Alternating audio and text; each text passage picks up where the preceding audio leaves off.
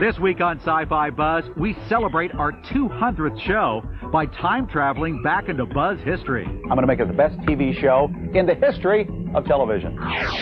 Roxanne Dawson, the lovely actress beneath the crinkly Klingon forehead. Harlan Ellison finds political correctness incorrect.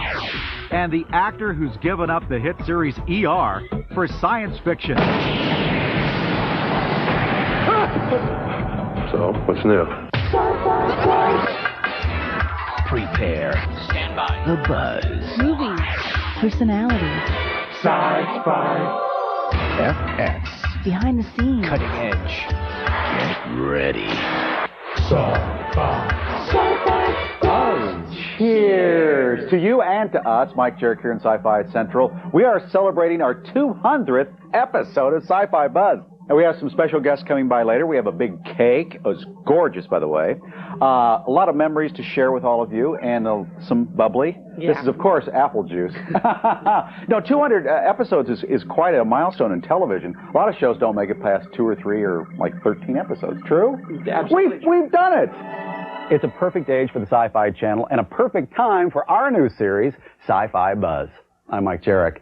Sci-Fi Buzz has many misty memories of the way we were. That's because our first 2 seasons, we used a fog machine. Our cameraman thought it would give the set an eerie look. When we stopped using it, everybody's asthma cleared up. Well, since those hazy days, we've traveled the universe to find a cornucopia of captivating stories.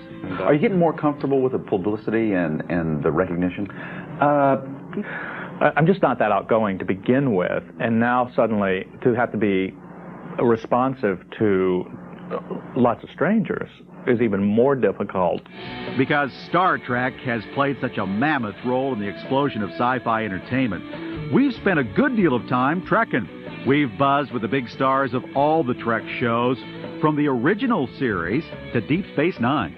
When I was a kid, we played Star Trek, and I'm totally serious. I don't remember the kid's last name, but his first name was Grant. He was always Captain Kirk, and I was the alien. Think it's foolish? I have no opinion, actually. We were there from day one of the X-Files. So we got the scoop on how the pressures of overnight fame dramatically changed the lives of Gillian Anderson and David Duchovny. I appreciate, everybody that likes the show. However, I work really hard on the show, and sometimes you want to relax.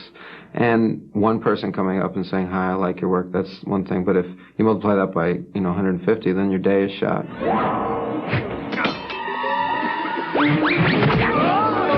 We also buzzed straight to the source to find out how sudden stardom had affected Lucy Lawless, a.k.a. Xena, Warrior Princess, and Kevin Sorbo of Hercules, The Legendary Journeys.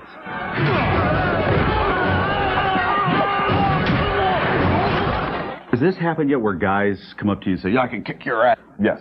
Yeah? Yes. And could they? Certainly. I'm sure they probably could. It's funny. I've had it happen more in New Zealand than I've had it happen here. But I think New Zealand, the Kiwis and the Australians kind of have this, "Oh, yeah, and what's your thing about them?" And they, "Oh, you're Hercules, eh? You think you're Hercules in your dreams? You're Hercules in real life." The fact is that you work such long hours. I fear that I will get old really quickly. If I work at this level for too many years, it's just going to wear me out. But in 200 shows, we've covered a lot more than just sci-fi, fantasy, and horror on the small screen. We've hung with the high and mighty of genre movies, too. Every time I do a stunt, it is a scary thing to do. I mean, I have to admit that. I mean, I cannot tell you that it is all a piece of cake. Hi, I'm Armando Creeper. This is Mother, and welcome to Fangoria's Weekends of Horrors. While we love mingling with celebrities in Hollywood, we've had some of the best times on the road at the many colorful conventions we've visited. Among them, the famous Monsters of Filmland Con, the Mad Model Party, the Fangoria Weekend of Horrors, World Science Fiction Conventions, Godzilla Con, and Dracula 97, marking the Count's 100th anniversary. So this is my total life. There's not a thing you can find in here that doesn't go back to when I was 3, certain books when I was 3, magic sets that I used when I was 10 years old. In 5 years of Sci-Fi Buzz, we've been honored to meet the top genre authors of our time, including Anne Rice, Clive Barker, William Gibson, Orson Scott Card, and the late Robert Bloch. Without a doubt, the most unusual writer we ran into was horror scribe Poppy Z. Bright. Now, I've heard you've done some blood drinking. I haven't, like, saved huge quantities in bottles and used it as cocktail, but no, I've drunk blood out of people's cuts. Of course, our regular commentator, Harlan Ellison, has given us an endless supply of unforgettable moments. You see what happens, how sweet I can be? But if you get on my wrong side, I know where you live. I will come to your house, and I will nail your pet's head to a coffee table. We've caught up with the premier talents in a number of fields, whether it's legendary DC comic book editor Julie Schwartz, anime pioneer Noboru Ishiguro, or the world's foremost model sculptor Randy Bowen. But how long can you go without wanting to get back to the models? Oh, I'm constantly. My hands are always busy doing either drawing or painting or something. And let's not forget the amusing parade of, well, characters we've encountered, from alleged alien abductees to the most fanatical hardcore fans. Ah, memories pressed between the pages of my mind.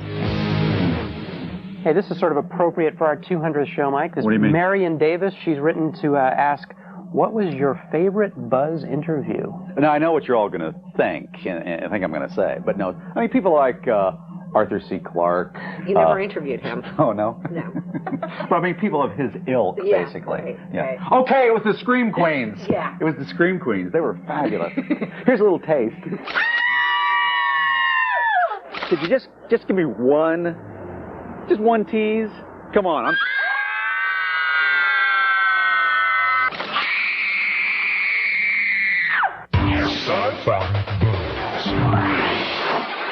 We glimpsed the beauty behind the rough Klingonese exterior, actress Roxanne Dawson. After these unexplained phenomena. This Sci-Fi Channel program is brought to you by Burger King, where the burgers are always flame-broiled and always taste great. Burger King, get your burger's worth. Susie, you're on. Burger King is introducing incredibly delicious new fries. A special guest is about to read. Here he is. Let's see. Oh, on behalf of Burger King, it's a privilege to introduce the fries that'll change history. The crispy new Burger King fries beat McDonald's fries in a nationwide taste test. Thank you. Mr. Potato Head, my client has spoken. Wow. Excuse me, sir. Mr. Potato Head, for the record, is that your real name? When my son David has a cold, he's powerless. So when he's all congested, I know it does the trick. Robitussin Cold. It has the power to make even the worst cold symptoms. Well, you know. Robitussin Cold, recommended by Dr. Mom, Copperfield. When I bite into a York peppermint patty, I get the sensation that I'm Poised on the ice, my back to the goal, facing icy puck after icy spot. Save, kick save, and a beaut. York peppermint patty, get the sensation. Webs. This kind gets you through big puddles. This kind lets you conveniently shop at home for a selection of 11 CDs. It's new from Columbia House. 24 hours a day. Browse our website, search by song title, album, or artist, then order. So watch your mail or call us and connect with the future in music. Buttons. Some keep your clothes on. And some let you shop at home for your favorite CDs 24 hours a day. Hey, it's new from Columbia House. Just press a button and choose your music. No more cards to return if you don't want to. Start with 11 CDs today. So watch your mail or call us and connect with the future in music. Collections. Some people collect rocks. Or rock, country, jazz. Whatever you like. Columbia House lets you choose from over 10,000 CDs. Take 11 CDs today and build an awesome collection of music. So watch your mail or call us and connect with the future in music.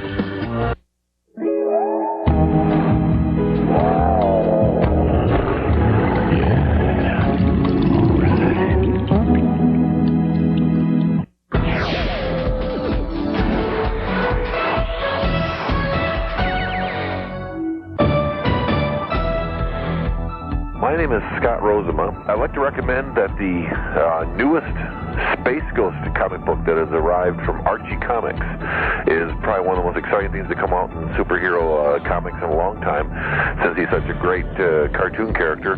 He's only seen print a few times in the last 30 years, and Archie Comics has done a great job in producing the comic book and being faithful to the material. And I think it's a great addition to anybody's collection, and especially to Space Ghost fans.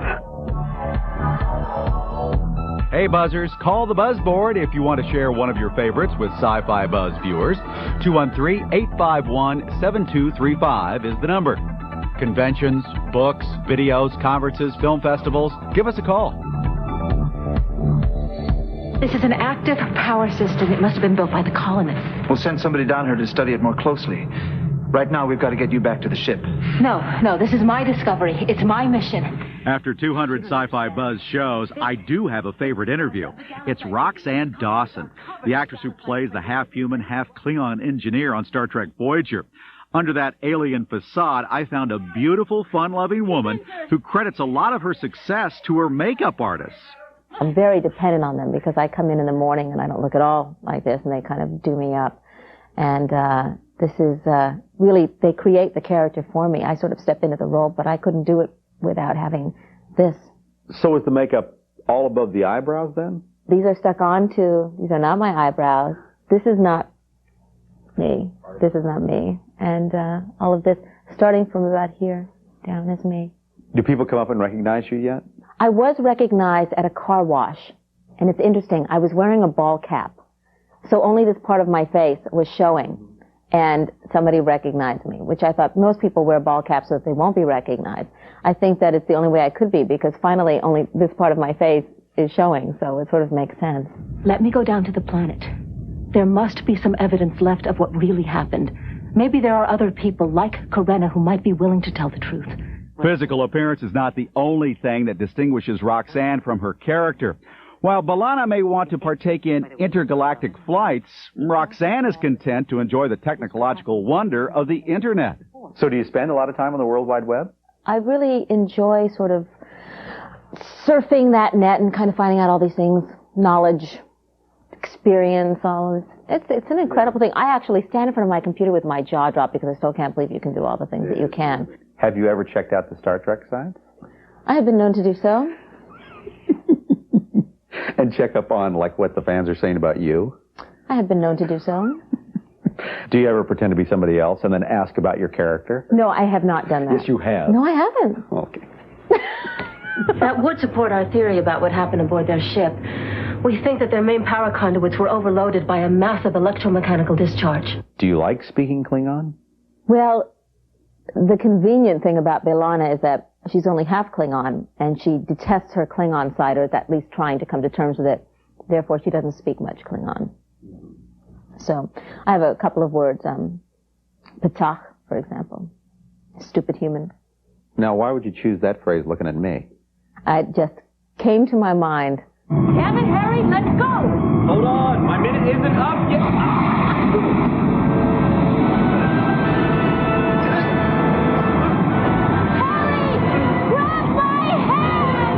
Roxanne says that when she first joined the cast of Voyager, she couldn't tell a Klingon from a Romulan.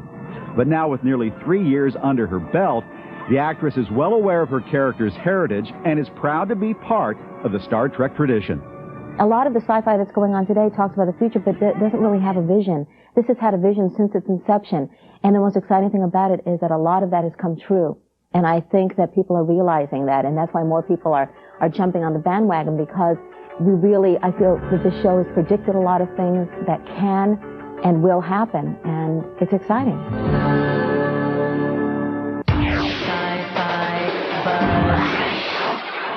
Next, a major sci-fi fan leads the cast of ER to pursue his passion. And Harlan Ellison locks and loads. I believe that if you really go out and do exactly what you want to do, you find happiness.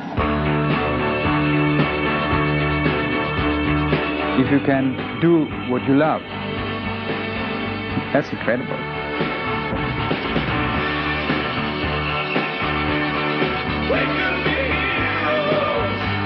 Anybody that says that one person can't make a difference is wrong.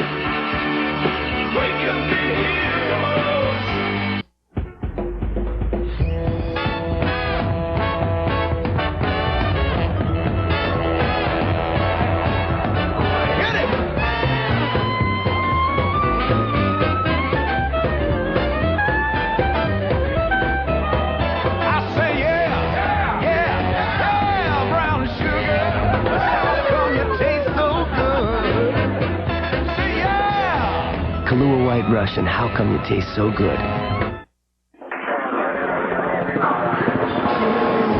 When rollerblade demands hypersonic speed, when they require fanatical performance, when they crave unfathomable feats, they get it on a Dell computer. In fact, Rollerblade uses Dell computers every day. What can we build yours to do?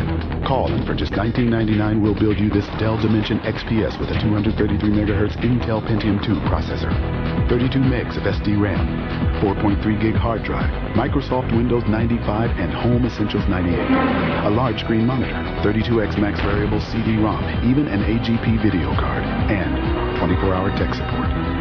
The Dell Dimension XPS with a 233 MHz Intel Pentium 2 processor. Pure performance, just $19.99. Dell, what can we build yours to do?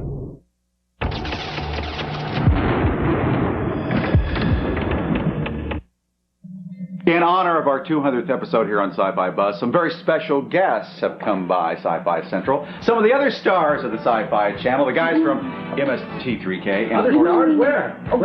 You guys. Of course. In fact, we're in our 200th episode here. How many episodes have you done on the Sci-Fi Channel?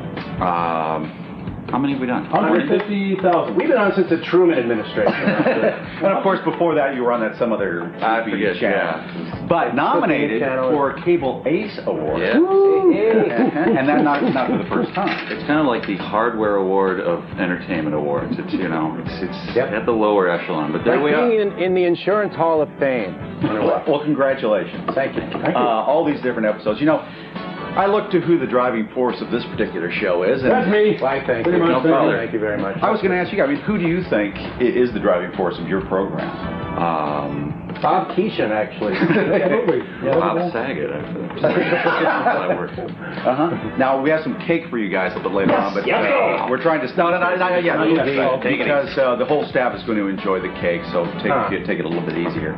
But thank you all for coming in and sharing our 200th anniversary. Thank you. Congratulations. We've got for the 200 years, certainly. Okay, cake now? Cake now? Okay? Take it easy. Take it easy.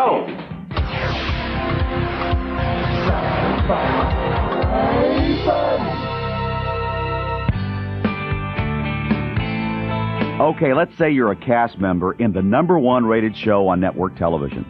Would you give it all up for a chance to act in an unknown and unconventional sci-fi drama about people with bizarre nightmares? That's precisely what Abraham Benrubi did. The 6'7" actor left the award-winning NBC series ER to co-star in The Unproven Sleepwalkers. So why did he do it? I don't know. No, because this is more in my realm. I mean, I'm a science fiction and fantasy fan from childhood, and this fits in that genre loosely, and I think the show has great potential. The Indiana native grew up with no siblings and parents who divorced when he was just 6. Science fiction and his imagination provided a form of escape for him throughout his childhood. I remember learning to read from reading Spider-Man, and that sort of led into other comic books, which led into and I remember my mom reading me The Hobbit when I was a very young kid, and that led into reading fantasy, and then Star Wars and Star Trek were very influential on everything I do, and both led to me reading other great works of sci-fi and fantasy. Come out of the dream any faster, you'd be looking at permanent cortical damage. Is a little caution out of the question? Acting has given Benrubi a chance to live out many of his childhood fantasy adventures. We're going to work now. We're going to act. In all my acting, that's the case. But especially here, yeah. I got to say, he's trapped in the mind of a dying man, and, you know, only a kid would really come up with a concept like that. Away from the set, Abe remains a major fan of the sci-fi genre. He still enjoys reading comics and fancies himself as a bit of a sci-fi collector. I am a collector, but I'm not such a serious collector. Like some guys you see had like original movie props from Flash Gordon back in the day, and I unfortunately have not gotten to that level yet. I still collect modern releases of action figures and books and prints and movies, and so I enjoy collecting it, but it's more about the experiencing of the stories for me than the physical holding of the collectible object. Hey, Vince Konefsky, polysomnograph technician. This all looks complicated. But to a pilot? Well, we all have our arenas of expertise. Unfortunately, NBC recently pulled the plug on Sleepwalkers after airing just 2 episodes. So for now, Abe Benrubi's dream of acting in a sci-fi series is on hold. It's what I always wanted to do. It's why I became an actor, not to be famous or make a bunch of money, but to save the world, and only in something as grand that has as grand a scale as this do you get to do that. Play big and weird fantasy things and react to things that aren't really there, and it's fun. Hi, my name is Tony from Salem, Massachusetts. I recently picked up a copy of Starfleet Academy by Interplay, and it is by far the best Star Trek computer game I have ever played. If you've ever wanted to actually go to the tactical station and set the phaser power, or do the lock onto a certain weapon, or go to the engineering and change the damage control protocols or the energy settings, this is the game for you. And the best part is in between the missions you have scenes and you have to interact with the greats like Chekhov, Sulu, and even Captain James T. Kirk, played by the original actors from the original series. So if you get a chance, go out and get Starfleet Academy from Interplay. It rules. After scores and scores of commentaries, Harlan Ellison's commentary from 5 years ago still sticks in my mind. I'm going to take you back 5 years for this memory. It was back when politically correct was just starting to become, well, in vogue. So here's Harlan Ellison being politically correct. Times is tough for writers. You just don't know how it is. In addition to having a steadily more illiterate audience every year, I mean, that is to say, people who don't read books, people who have forgotten the past to the extent that nostalgia becomes what they had for breakfast, we have this thing called political correctness. Now, in the world of science fiction, writers have to pay attention to what's going on around them, because science fiction is the only 100% hopeful fiction. That is to say, inherent in the form is, there will be a tomorrow. If you read a science fiction story, it says, this will happen tomorrow. Now, that's very positive. It's very pragmatic. We'll be here tomorrow. We may be unhappy. We may be all living like maggots, but we'll be here. So that means it's 100% positive. Artistic freedom, thus, becomes something that might be a little troublesome, because we deal in allegory, because we deal in the ideas that are not exactly what they are today, but they seem to be about something that we know today, and yet they're tomorrow's idea. The Jesse Helmses of the world, the Phyllis Schlaflys of the world, the Pat Buchanans of the world, the skinheads of the world find science fiction very, very, very troubling. And they want you to be politically correct. That is to say, you are not allowed to insult anyone. You can't have a character who's an unpleasant woman. You can't have an unpleasant person who has a deformity. Everybody has to be terrific. Let me tell you a story. This truly happened. A few years ago, I got a letter. I get a lot of mail. As a writer of Matters Fantastic and as a critic of the field, I get a lot of mail. And they're filled with opinions. Everybody has opinions. I have them. You have them. And we are all told from the moment we open our eyes that everyone is entitled to his or her opinion. Well, that's horsepucky, of course. We are not entitled to our opinions. We are entitled to our informed opinions. Without research, without background, without understanding, it's nothing. It's just bibble-babble. It's like a wind tunnel, folks. So I get opinions. And I get a letter one day from a guy, we'll call him Mr. Johnson. And Mr. Johnson says, you are always writing stories in which midgets are villains. Now, footnote here. When you get one of these letters, they don't say something rational like, in this story you did it, or that story you did it. It's always, you always did it. So I went back through 1,100 published stories. I found 2 stories with midgets in them. One of them was the hero. So this guy writes me and he says, I am 3 foot tall and we don't like being called midgets. We like being called little people. Well, I thought about this letter for a while, this political correctness being a problem, and I really am concerned about it, and I thought about it. And I thought about it. And I thought about it. And finally I wrote him back a letter and I said, Dear Mr. Johnson, I am 5'5". I'm a little person. You're a midget.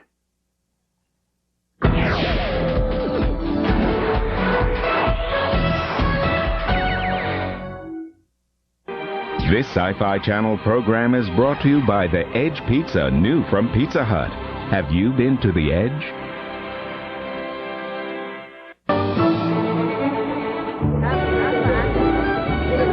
Горбачев, из-за него мы на краю экономической пропасти. Да благодаря ему у нас свобода. Из-за него мы на краю политического хаоса. Благодаря ему мы теперь свободны. И можем дойти до края этой пиццы. The Edge Pizza from Pizza Hut with no outer crust, so the toppings go all the way to the edge. Almost everyone's been to the edge. Have you? How's Dad? He's holding up. A little misty. I mean his headache. He was really hurting. I gave him Tylenol. Extra strength. He's okay? Well, his headache's gone. As for okay... For headaches, Tylenol is recommended the most by doctors. How's your headache? Oh, the head's perfect. The heart is aching just a little. Me too. Tylenol, the pain reliever hospitals use most.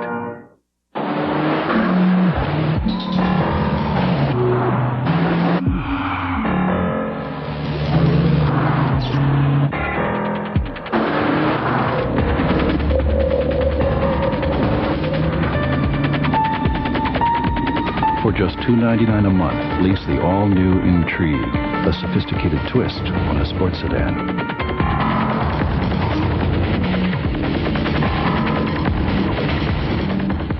Some thoughts on a really, really, really simple idea. You know how your period can start off really heavy and then end up kind of light? Oh, yeah. So I thought, why am I using only one kind of tampon? Only Tampax makes the different absorbencies I need. And puts them all in one box. Super for those heavy days. Regular is for the middle. And these great little lights. Way more comfortable on my light days. All in one.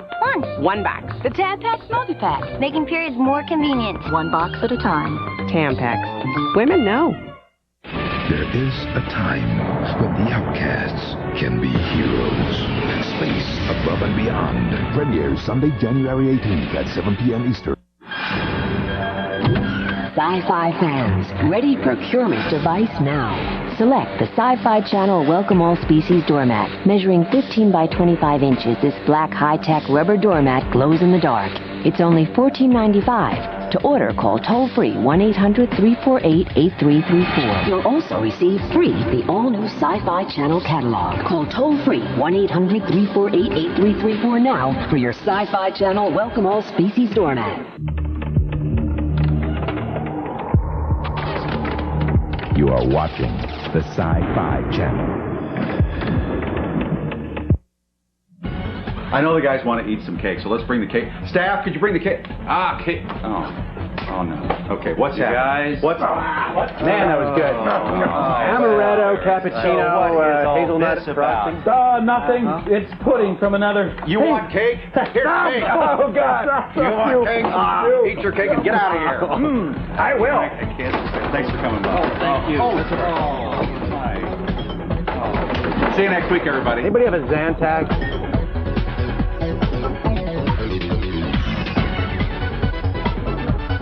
Get ready for the invasion of the Neptune Men when Mystery Science Theater 3000 rockets your way today at 5 p.m. Eastern. Now torn from the pages of your imagination, Amazing Stories is next on the Sci-Fi Channel.